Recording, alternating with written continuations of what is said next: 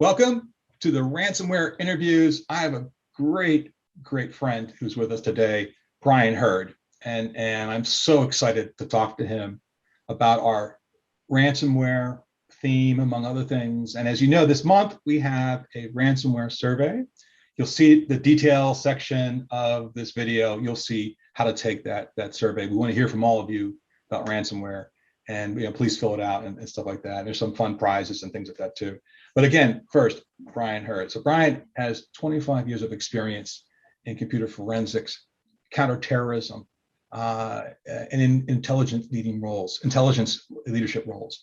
He served as the first director of intelligence for digital crime unit within Microsoft Cybercrime Center, charge of innovation for the entire U.S., watching chief operations director of terrorist identities and National Counterterrorism Center, the NCTC, if you're familiar with that. Also, going far back as 1994 with NCIS, really was the person who spearheaded cyber counterintelligence program for the U.S. Navy and Naval Criminal Investigative Services. Bryan is the international keynote speaker, adjunct professor, and board advisor, and currently the chief of office at Aon Cyber. Bryan, thank you so much for joining us today. Well, thanks, Dave, and thanks for the people taking the time out to join us today as well. Perfect. So looking at this whole problem of ransomware and how crazy it's been, especially in 2021, right? You had everyone home for COVID in 2020. And I think it's a combination of us being home and remote and just the fact that things in the criminal sector are just so optimized with ecosystems and things like that. And the idea in our environments, we have what we call enterprise shift. Things change so quickly within enterprises, it leaves us kind of vulnerable. Starting technical, how do we better prepare against ransomware? Well, I think, and you've raised a great point, it is the imperfect storm, or the unfortunately perfect evil storm of people are now dispersed. So you're not getting that around the water cooler, hey, did you see that stupid email about the new scam? You're not getting the comfort of being around other humans. So you're often isolated in your own home.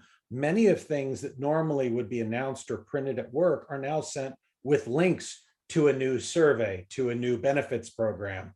And it's even easier in that surface area for the adversaries who have had COVID-themed phishing attacks and other things to abuse the trust or fear, uncertainty, and doubt of the user base about not only the technical things, but benefits or alerts or other things.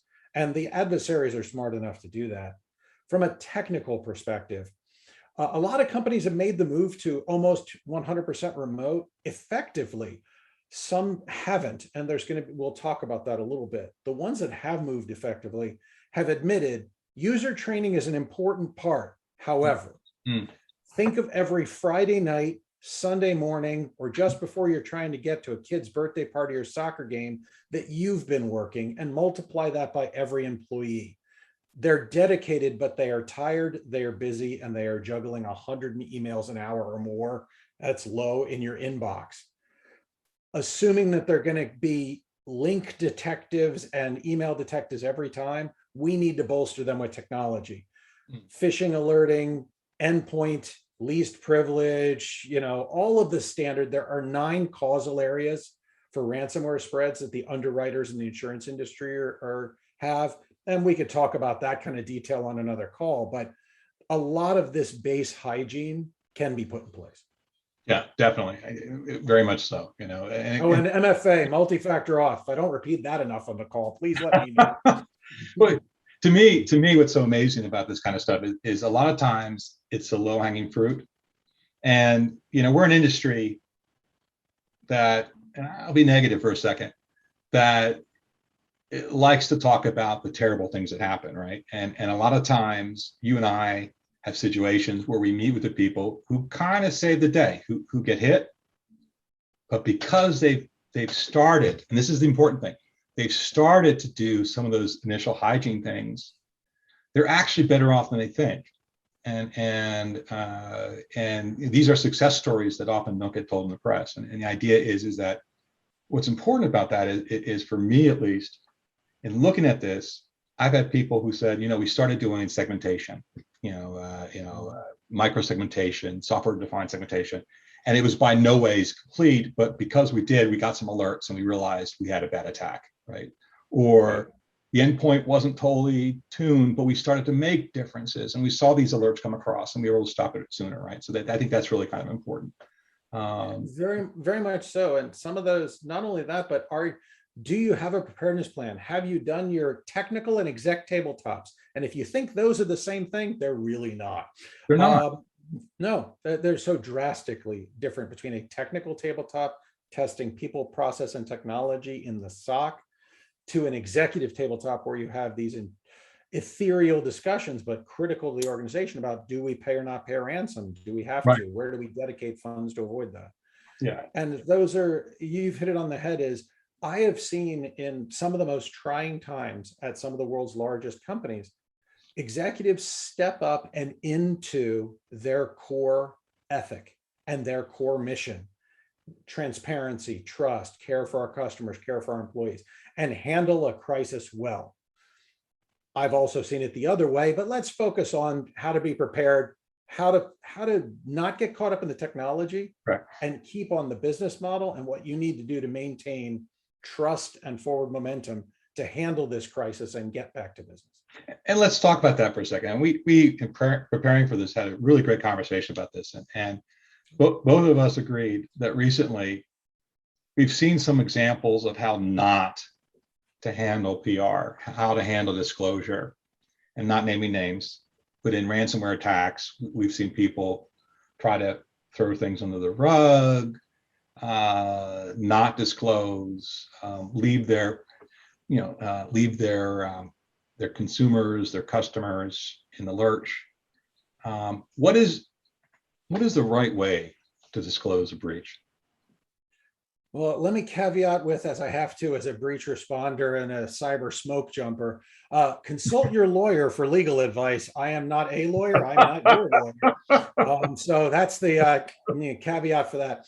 So this is, and here's the thing: is being somebody who does crisis management, whether it was helping manage the Boston bombing terror attack for the U.S. watch listing system when I was chief operations, or dealing with the attacks when I was in the Navy as a terrorism watch officer. I take everything very seriously. That doesn't mean I also don't see humor in being a fireman.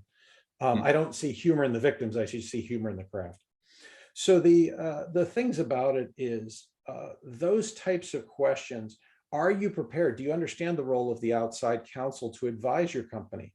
And at some points, I have seen a CEO turn to their general counsel and that outside counsel and say, I understand what you're saying about disclosure on the public website. I have to talk to a fellow CEO who spends $100 million a year with my company, and they've read all those announcements and the PR things. They're going to need more information about the impact on our relationship, their data, and did anybody get from my systems to theirs?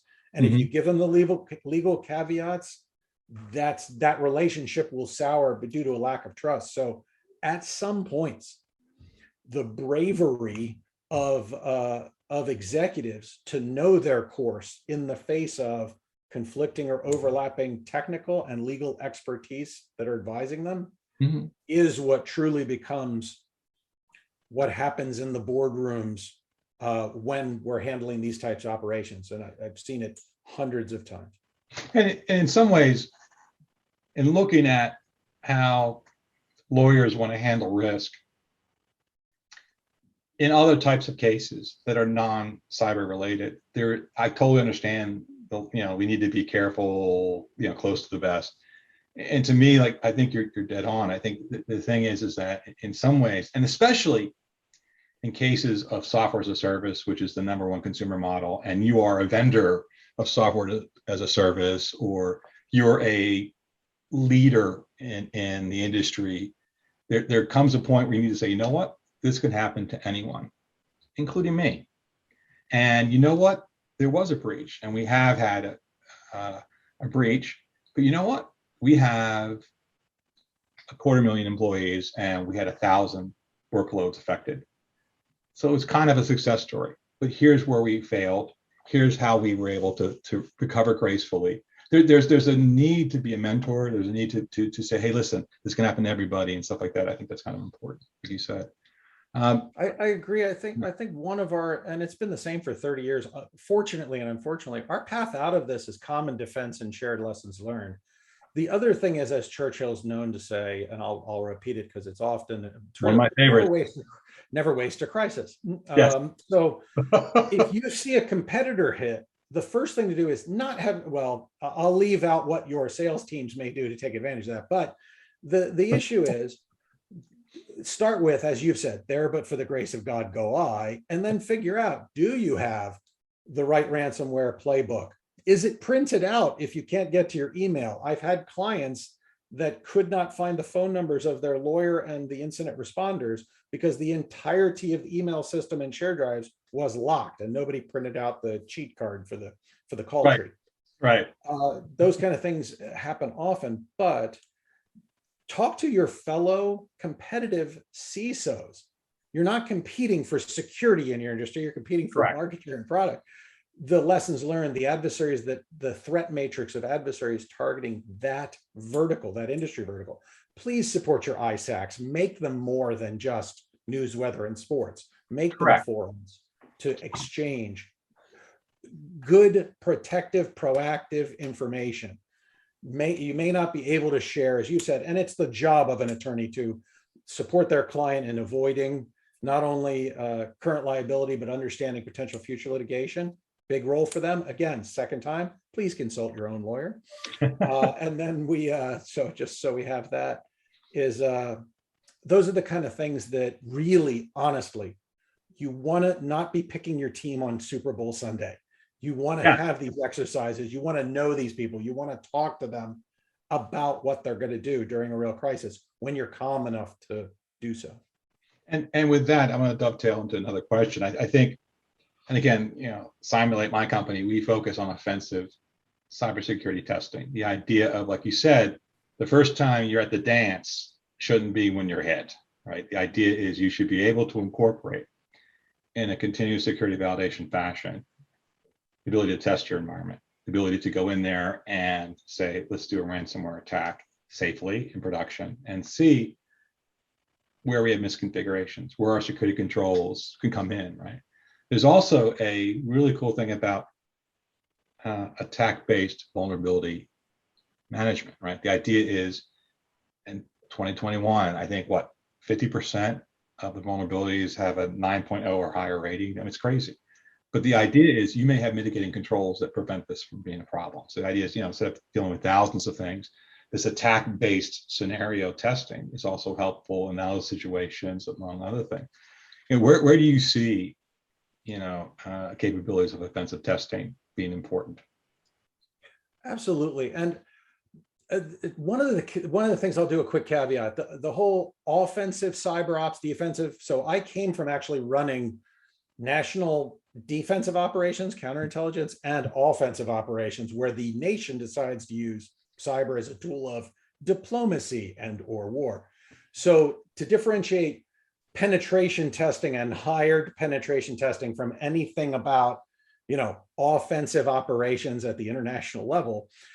So what you do and companies like it is, I think it's very important to have the hired technical testing, that external attempt to take advantage of your internet facing infrastructure, your web apps, your internal networks, the red teaming, the external net pen, the internal net pen, the app testing, including source code fragility analysis, source code intellectual property, or any libraries that are used. One, your intellectual property. Two, fragile and known to be so. And then that technical debt, as many of you, if you're CTOs or chiefs of product, know. So very much so. So I would say between assessments, testing, architecture reviews, and best practices from people in your industry, along with tabletops, the right playbooks, and there's an incident response policy, and then there's the playbook for ransomware, for DDoS, for other things. And including, what's your reporting and how does it relate to insurance? I got to mention, that's the other thing I have to mention. I work for an insurance company. I have to mention insurance once in a while. This is one where please consult my insurance people. If you need anything, give me a yell. But if you have it, your broker, great, keep your broker, but talk to him or her. About like, it's not just about cyber insurance or cyber impacts. It's about business interruption. It's about errors and omission. It's about your business continuity plan, your property, all these things. But it is about your overall incident response plan for the enterprise, be it a flood or a hurricane that just hit many of our fellow cybersecurity people across the panhandle and all the way up into East Coast. If your data center disappears, it really kind of doesn't matter whether it was ransomware or 8 feet of flood water at a certain point. You still have a business continuity problem and a recovery problem. Right. So in prepping for this, you and I had a fun time talking about this next one. The idea of pay or not to pay. And in the past, you and I talked about the fact that you had people who were stoic, you never pay, it's illegal to pay, and then you had the reality, right? And so talk to me, pay or not to pay. So again, remember the situation where a person or a CEO is put into this, or a CISO, usually the CEO though, is put into this situation is extortion. They are not there willingly. They have been held hostage. They are being extorted for the return of their children or their business. Now, pay or not pay. So a couple of things. If you can get away from a ransomware, recover your own stuff, realize they're probably going to dox you. There's 2 parts to that ransomware extortion: the key to decrypt and the threat of publication of stolen data. Yes. So there's 2 types of extortion. The first one you can recover from if you have good backups and they weren't flattened by the same ransomware group that got your production stuff. Make sure they can't. Make sure the accounts don't overlap. There's a bunch of tech there. The second one, they're going to publish your stuff. My personal opinion does not represent anybody I've worked for, including the government, Microsoft, Aon, or anybody else. They're going to sell your stuff sooner or later. Correct. They may delay if you pay them some amount. They probably may or may not. Reputation, yeah, whatever. So personally, it's best probably, like you said, more pain is caused by trying to cover something up than just pulling the pin and getting it going and getting it over with. Right. You're probably going to have to report to regulators and partners anyway. But Correct. again, consult your lawyer. But in terms of paying the extortion, there's a lot of ways not to, but if you find yourself having to, nobody wants to pay extortion. The government doesn't want you to. No. And I would find it hard to believe that they would then further victimize a victim, because the discussion is not pay or not pay. The discussion at that point is pay or go out of business. Everybody's 401ks stop. Everybody working there finds another job. Everybody that dedicated 20 years of their life missing those kids' soccer games, working those weekends, is shuttered. And that's what happens for a lot of smaller businesses and medium businesses. Yeah. The other thing we talked about, and I think it's kind of interesting, is also sometimes, I'm thinking of it, someone going through New York City, and someone goes, "Hey, I got this flat screen TV for you. It fell off the back of a truck." And you buy it, you go home, it turns out to be filled with rocks, right? The idea is sometimes you pay, you get the decryptor key, and you find out that it's not the real people, right? So, that happens. As well as I've had situations where people, because of the fact it's extortion and they need to get back up and running, and they're still going to do due diligence afterwards, they get the decryptor and find out that it takes 8 hours for one file, right? So there's all sorts of things like that that come into play too. So the final question, and playing on your background with government and Microsoft, what is the way that we get out of this terror from a government perspective? What can the government do? And again, I'll answer this question with the standard caveat. In my personal and only my personal opinion, the companies I've worked for, the government I've worked with, and my parents all disavow knowledge of my opinions. So my personal opinion in talking to various senators and leaders over the years and decades now at this point is it needs to be a whole of government approach. if safe havens around the world are allowing attacks on the United States, then we should talk to the Commerce Department about grain subsidies or tariffs. We should talk about putting diplomatic pressure on countries to turn over what in one industry might be a kingpin, but to the nation desiring to have free trade around the world is a minor player. Right. I believe in that context and with that alignment, we have the ability to address putting real justice where these people come from, working together with our international partners.